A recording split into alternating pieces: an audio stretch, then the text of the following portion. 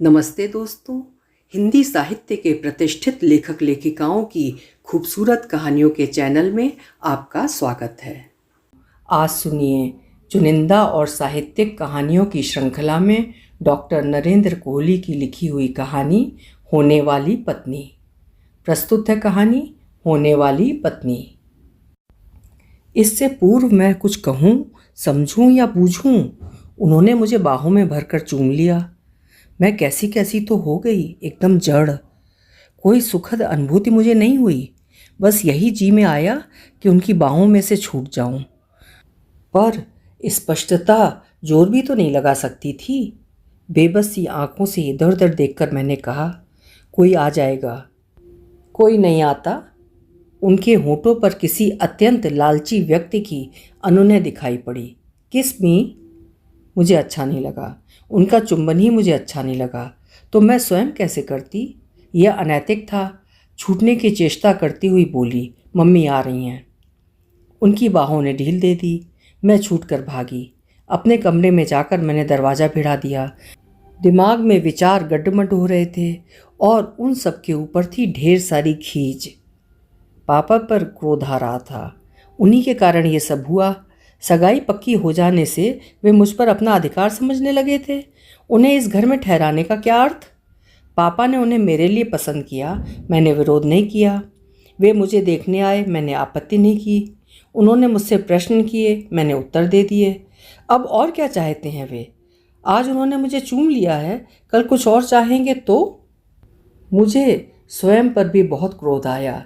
जब मालूम था कि बंगले की उस विंग में वे ठहरे हुए हैं, तो उस ओर मैं करने ही क्या गई थी?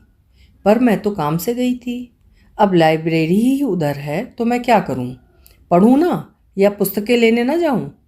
पापा ने शायद इसीलिए उन्हें ऊपर का कमरा दिया था कि वे खाली बैठे बैठे ऊब ना जाएं। जब और कुछ ना हो, पढ़ते रहें। वे शायद इस घात में रहते हैं कि उधर जाऊं तो वे मुझे याद दिलाते रहें कि मेरे मंगेतर हैं। पर मुझे भी अकेली नहीं जाना चाहिए था। सहसा मेरा क्रोध उनकी ओर मुड़ गया। ये क्या ढंग है? आपसे विवाह होने वाला है तो आप विवाह तक भी धैर्य नहीं रख सकते? ये तो बड़ी ओछी सी बात है। पिताजी द्वारा दी गई स्वतंत्रता का अनुचित प्रयोग। मैं खौलती रही, उबलती रही। मम्मी मुझे 2-3 आवाज़ें दे चुकी थीं और मैं आई मम्मी कहकर भी अभी तक नहीं उठी थी। जब मम्मी स्वयं ही कमरे में आ उपस्थित हुई तो मुझे उठना पड़ा। संगीता, चल बेटे, मम्मी बोली, जल्दी से तैयार हो जा। क्यों, कहीं जाना है मम्मी? मैं दर्पण में स्वयं को देखती हुई सोच रही थी, ऐसी ही चली जाऊं? सतीश के साथ जरा घूम फिर आओ। मम्मी जाने कैसे बोल रही थी, ना हो तो कोई पिक्चर ही देखाओ। मैंने कुछ कहा नहीं। मम्मी से क्या कहती, उन्हें स्वयं सोचना चाहिए था। पर कैसे सोचती? उन्हें पहली घटना का पता ही कहाँ था। ना बताऊं, साथ चली जाऊं? पिक्चर हॉल के अंधेरे में वे मुझसे कुछ ना चाहेंगे क्या? मम्मी समझती क्यों नहीं? उनके साथ, मैं धीरे से बोली। क्यों, क्या हुआ? मम्मी को शायद मेरी बात अच्छी नहीं लगी। वो क्या तेरा मंगेतर नहीं है? अभी कल ही तो सगाई हुई है। सुहाग रात में भी कहना आज ही तो शादी हुई है। क्या? मैंने सिर उठाया, पर मम्मी चली गई थीं। जाने उनके मुख पर कैसे भाव थे। क्रोध में कहा था मम्मी ने ये, या चुहल में? मैंने कपड़े बदले, अनिच्छा से तैयार होती रही। दरवाजे पर दस्तक हुई, समझ गई समय हो जाने की सूचना थी। दरवाज़ा खोल दिया। वे स्वयं द्वार पर खड़े थे। तैयार हो? चलें? मैंने सिर हिला दिया। उनके सामने होते ही मुझ पर संकोच छा जाता था। मैं चुप रहने वाली लड़की नहीं हूँ, काफ़ी बातें करती हूँ। अन्य लोगों की उपस्थिति में उनसे भी बातें कर लेती हूँ, पर एकांत में जिह्वा थम जाती है, बोला ही नहीं जाता। टैक्सी में भी हम चुप ही रहे। उन्होंने भी कुछ कहने की चेष्टा नहीं की और मेरे बोलने का तो प्रश्न ही नहीं था। उन्होंने मेरी ओर 2-3 बार देखा अवश्य, शायद कुछ कहना चाहते थे। चुप्पी उन्हें खल रही थी। मैं रास्ते भर बाहर ही देखती रही। भले ही वे मुझे बदतमीज समझ रहे होंगे। चुप्पी भी अस्वाभाविक नहीं लग रही थी।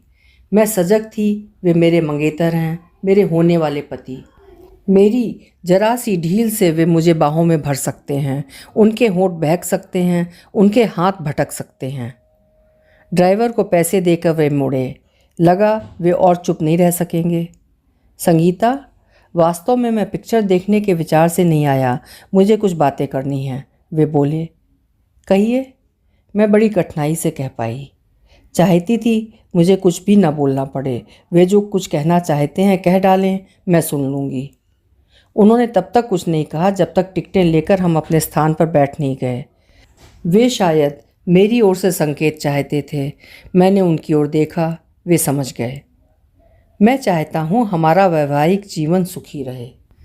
ये भी कोई कहने की बात थी, कौन नहीं चाहता, पर मैं कह ना सकी और वे बोलते गए। मैं पहले ही स्पष्ट कर देना या कर लेना चाहता हूँ। तुमसे कल भी पूछा था। कल भी समय और एकांत उन्होंने निकाल लिया था। संगीता, मेरी आंखों ने ही कहा था, कहिए। सगाई तुम्हारे पापा की इच्छा से हुई है, तुम्हारी क्या राय है? वे रुके थे, हिचकिचाए भी थे, पर फिर कह ही गए थे, मैं तुम्हें पसंद हूँ। मैं क्या उत्तर देती? सीधी बात थी, पापा ने उन्हें चुना था, मैंने विरोध नहीं किया था। पुत्री के रूप में मैंने पापा की इच्छा को स्वीकार कर लिया था। अब मेरा कर्तव्य था कि मैं उन्हें प्रसन्न रखूं, उनकी इच्छा के अनुसार चलूं। इन प्रश्नों के लिए अवकाश ही कहाँ था? उत्तर नहीं दिया। उन्होंने फिर कहा, पापा की इच्छा ही मेरी इच्छा है। मैं चली आई थी, भय था कहीं फिर से वो ऐसा ही प्रश्न न पूछ बैठें।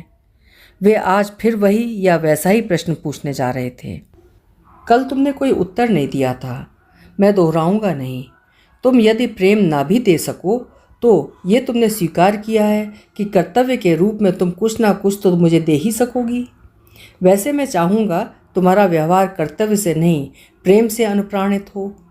वे रुक गए, फिर धीरे से बोले, आज मैं दूसरी बात पूछना चाहता हूँ।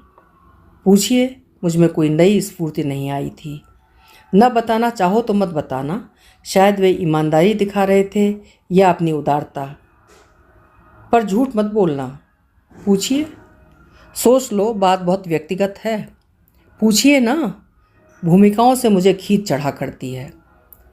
किसी से तुम्हारा अफेयर तो नहीं है? वे मेरी ओर देख रहे थे, जाने उनकी नज़रों में क्या था, पर मुझे लगा वे मेरा अपमान कर रहे थे। जी में आया तमाचा लगाऊं खींचकर और कहूं, इस बेहूदे प्रश्न का यही उत्तर है। वे उत्तर की प्रतीक्षा में मेरी ओर देख रहे थे। बोली, नहीं, सच कह रही हो? मुझे लगा ये व्यक्ति मेरे धैर्य की परीक्षा ले रहा है। मैं कैसे मान लूं? उनका चेहरा दूसरी ओर था कि को एजुकेशन में पढ़ने वाली एक लड़की किसी से प्रेम ना कर पाई हो। ना माने। मैंने प्रथम बार उत्तर शब्द में न देकर वाक्य में दिया, पर सत्य यही है। तुम्हें क्या कोई लड़का अच्छा नहीं लगता? भला इस प्रश्न का उत्तर कैसे दिया जा सकता था? उत्तर मैं देना भी नहीं चाहती थी। मेरे सामने रवि का चित्र था, अच्छा लगता था मुझे। अच्छा लगने की बात भी थी। योग्य था, मेधावी था, सुंदर था और बदतमीज़ भी नहीं था। फिर अच्छा क्यों नहीं लगता? पर अच्छा लगने का अर्थ ये तो नहीं है कि उसके साथ अफेयर ही हो।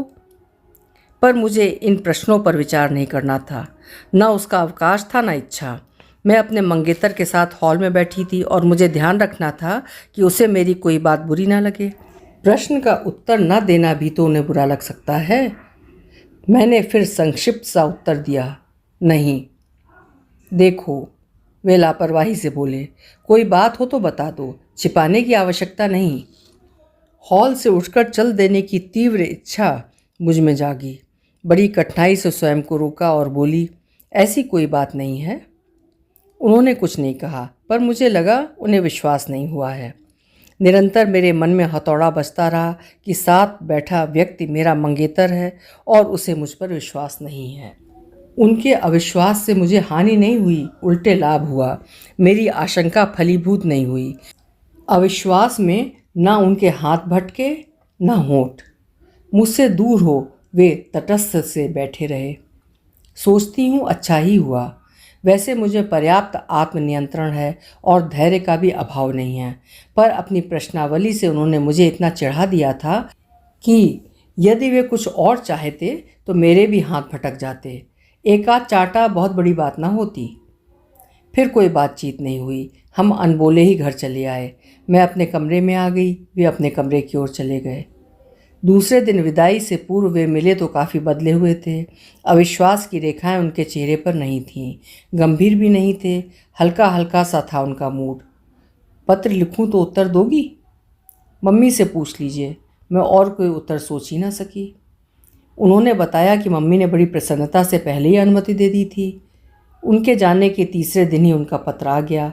पत्र वैसा ही था जैसा कोई प्रेमी अपनी प्रिया को लिखता है। मुझे ये भी अनुचित लगा। उन्होंने ऐसा पत्र क्यों लिखा? उन्हें अधिकार ही क्या था?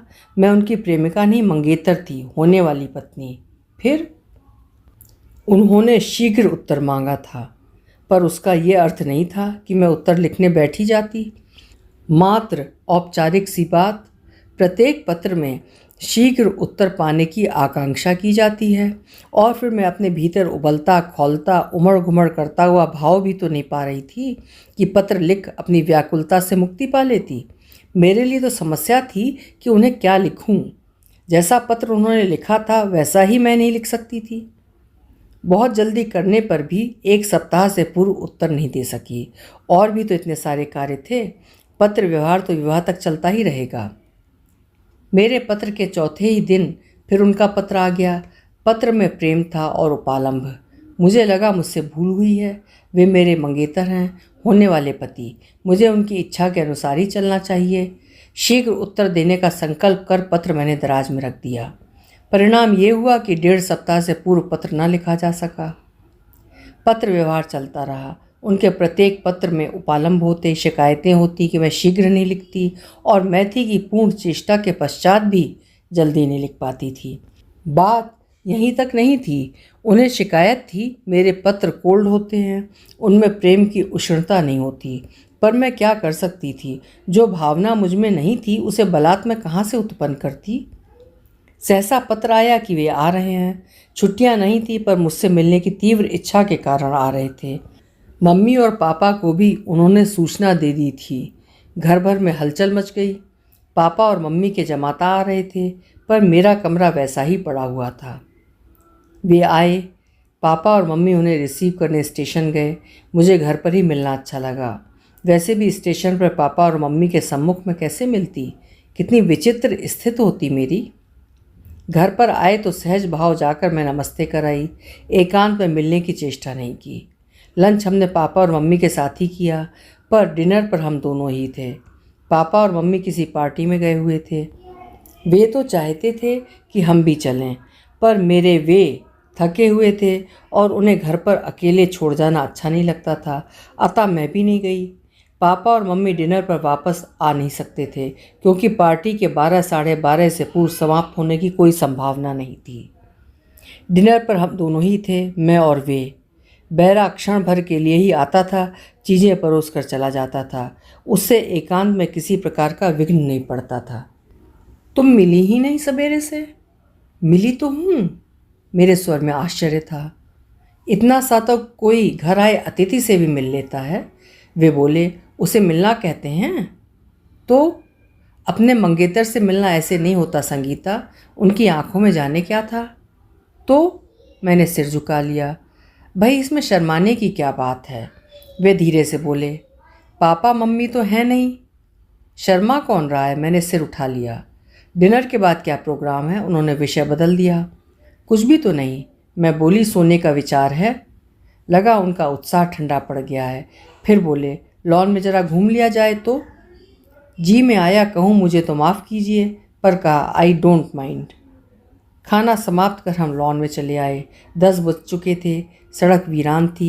लॉन की घास भी जैसे सोई हुई थी। दूर हैज के पार सड़क के किनारे कॉरपोरेशन की बत्ती मात्र जल रही थी, और हम दोनों चुपचाप टहल रहे थे। मैं तो कुछ कहना ही नहीं चाहती थी। उनके विषय में कह नहीं सकती, पर कह वे भी कुछ नहीं रहे थे। सहसा उन्होंने मेरा हाथ पकड़ लिया। पहली बार मुझे उनका ये कार्य अस्वाभाविक नहीं लगा। ये आशंका तो उस समय से मेरे मन में थी जब मम्मी और पापा पार्टी में जा रहे थे। मैंने हाथ खींचा नहीं, हटाया नहीं, उनसे कुछ कहा भी नहीं, पर हाथ को वहीं रहने देने के लिए भी मुझे प्रयत्न करना पड़ रहा था। संगीता, वे कह रहे थे, चांद कितना सुंदर है आज। मैंने चांद की ओर देखा। रोज के समान ही तो था, कोई विशेषता तो मुझे उसमें नहीं लगी। और सच्ची बात तो ये है, चांद मुझे कभी सुंदर ही नहीं लगा। मौसम बड़ा गुनहगार है संगीता, वे फिर बोले। जी, मैंने उत्तर दिया। सहसा वे मुड़े। आओ चलें। मैंने कुछ कहा नहीं। वे मेरा हाथ पकड़े पकड़े लॉन पार कर आए। पहला कमरा उन्हीं का था और हम कमरे में थे। कमरे में धीमा सा नीला प्रकाश था, उन्होंने वो भी बुझा दिया। सारी बातें मेरे मस्तिष्क में कौंध गईं। चांद सुंदर क्यों था, मौसम गुनहगार क्यों था, मेरे भीतर विरोध उठा। तब तक मैं बिस्तर पर थी। मैंने देखा उनकी जकड़ सख्त होती चली जा रही थी। उनके होंठ निर्विलंब मेरे होंठों, आँखों, गालों को छूते हुए गले पर जा पहुँचे थे। मुझ में शक्ति कौंधी। उन्हें झटक कर मैं उठ खड़ी हुई। ये क्या है? वे खड़े थे मुझसे कुछ ही दूरी पर। उस अंधेरे में भी उनकी आंखों की भाषा मैं पढ़ पा रही थी। संगीता, तुम मेरी पत्नी हो, वे बोले। क्या मैंने कुछ अनुचित किया है? नहीं। आज पहली बार मैं खुलकर बोली। होने वाली हूँ, अभी मैं कुंवारी हूँ। आप मुझसे। मैं बहुत कुछ कहना चाह रही थी पर बोली नहीं। भला इस सब के पश्चात, अपना सब कुछ दे देने के पश्चात मैं विवाह की वेदी में कैसे बैठ सकती थी? कुंवारी कन्या के रूप में मेरे मम्मी पापा कन्यादान कैसे कर सकते थे? पति की इच्छा पर चलना मेरा कर्तव्य था, पर विवाह के पूर्व ये सब कैसे हो सकता था? मैं अपने कमरे में चली आई। उन्होंने मुझे रोकने की चेष्टा भी नहीं की। फिर मैं उनसे मिली नहीं। दूसरे दिन जाने से पूर्व वे मेरे कमरे में आए और मैंने उनकी ओर देखे बिना ही नमस्ते कर दी। वे रुके रहे, शायद कुछ कहना चाहते थे, पर मैंने उनकी ओर देखा नहीं। कल की घटना के लिए क्षमा कर देना संगीता, उनका स्वर सुनाई पड़ा। शेष पत्र में लिखूंगा। मैंने कुछ नहीं कहा और वे चले गए। कहने को था भी क्या? उन्होंने अपनी गलती का अनुभव कर लिया था, ये अच्छा ही था, पर फिर भी मुझे सावधान रहने की ही आवश्यकता थी। मैं सामाजिक समझौते के बिना अपना शरीर उन्हें नहीं दे सकती थी। उनका पत्र आया। विशेष कुछ नहीं था। विस्तार से क्षमा प्रार्थना की गई थी और अंत में उन्होंने लिखा था कि अगले महीने वे 1 सप्ताह के लिए शिमला जा रहे थे। यदि मैं भी उन्हीं दिनों वहाँ जा सकूं तो उन्हें प्रसन्नता होगी। पर मैं कैसे जा सकती थी? जो व्यक्ति मेरे घर में आत्मनियंत्रण खो बैठा, शिमला जैसे स्थान में अकेली रातों में वो मुझसे क्या कुछ नहीं चाहेगा? धैर्य रख सकेगा? मैं विश्वास ना कर पाई और उत्तर जब दिया तो स्पष्ट लिख दिया कि आ तो सकती हूँ, पर आना उचित नहीं समझती। इस बार उनका उत्तर काफ़ी देर से आया और ये पिछले पत्रों से पर्याप्त भिन्न भी था। संगीता, क्षमा करना, मैं किसी विशेषण से तुम्हें संबोधित नहीं कर रहा। कारण, मैं समझता हूँ मुझे कोई अधिकार नहीं है। बहुत सोचने पर मैं इस निष्कर्ष पर पहुँचा हूँ कि जो प्यार मुझ में है वो तुम में नहीं है। विवाह के पश्चात भी तुम जो कुछ करोगी कर्तव्य समझकर ही करोगी, प्रेम से नहीं। अतः जो सुख मुझे नहीं मिल सकता उसकी इच्छा भी छोड़ रहा हूँ। सतीश। मैं समझ नहीं पाई कि बात क्या है। कैसा सुख वो छोड़ रहे हैं? सारा दिन मैं सोचती रही, उलझी रही। शायद ही पहले कभी उनके विषय में मैंने इतना सोचा हो। डिनर पर मैं ही नहीं, मम्मी और पापा भी सोच रहे थे। वे क्या सोच रहे थे? थोड़ी सी उत्सुकता तो हुई, पर अपनी चिंता ही इतनी थी कि उत्सुकता उसी में उलझ गई। A piece of news for you Sangeeta, पापा बोले। मैंने उनकी ओर देखा। सतीश के डैडी का पत्र आया है, पापा बोले। कारण बताए बिना ही उन्होंने तुम्हारा रिश्ता तोड़ दिया है। पापा ने जेब से पत्र निकाल कर मेरी ओर बढ़ा दिया। मैंने पत्र ले लिया पर पढ़ा नहीं। पढ़ने की आवश्यकता ही नहीं थी। पता नहीं क्या दोष उन्होंने देखा, मम्मी कह रही थी। मैंने उनकी ओर देखा। कितनी भोली थी मेरी मम्मी, पर उन्हें मैं कैसे बताती दोष किसका है। मैंने धीरे से कहा, जाने दो मम्मी, जैसी उनकी इच्छा। और हम तीनों डिनर खाते रहे। अभी आप सुन रहे थे डॉक्टर नरेंद्र कोहली की लिखी हुई कहानी होने वाली पत्नी। आशा करती हूँ कहानी आपको अच्छी लगी होगी। फिर मिलेंगे किसी चुनिंदा कहानी के साथ। आपका समय शुभ हो, सुंदर हो।